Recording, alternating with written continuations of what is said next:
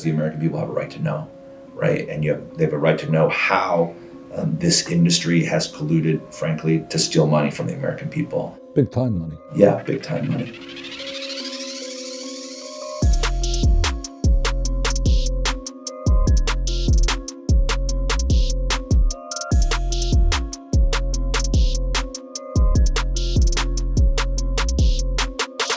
They seem to be regular people, a lot of them. They get up in the morning, they go to work, they break the law. There's just no reason for competitors to talk to each other that much, especially around days when they increase prices. We had the resources to take 11 million phone records and to load them into a law enforcement database that police officers and DEA agents and the FBI use to analyze phone records of organized crime and cartels. And what we have evidence of, hard evidence, is that the major generic drug manufacturers are openly, brazenly, and utterly without shame colluding on price. They're calling each other up, they're texting, and they're saying, hey, what are you charging on this drug or that drug? And then they all follow and charge roughly the same very high price. Talking about heart drugs, diabetes drugs, antibiotics, all manner of drugs people in Vermont and Connecticut depend on every day to live. And what we could use your help with, Senator Sanders, is I think this is a multi-pronged approach, right? It's state, it's federal, it's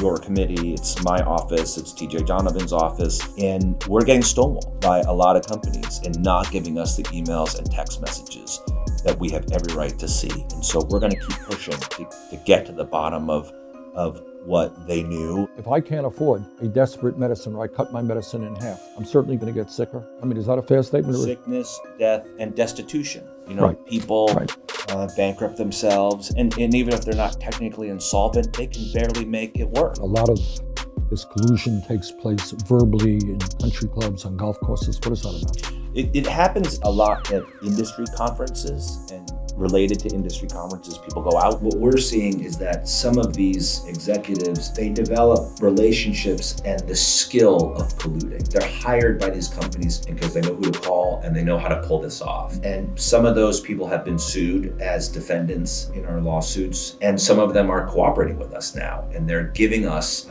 information that helps us in this investigation. So that also has shed a real light on this industry and how normalized the collusion. culture. Yeah, it's the culture. And they're also colluding on market share. And what they're saying is, okay, you get to sell to this pharmacy chain, I'll sell to that pharmacy chain.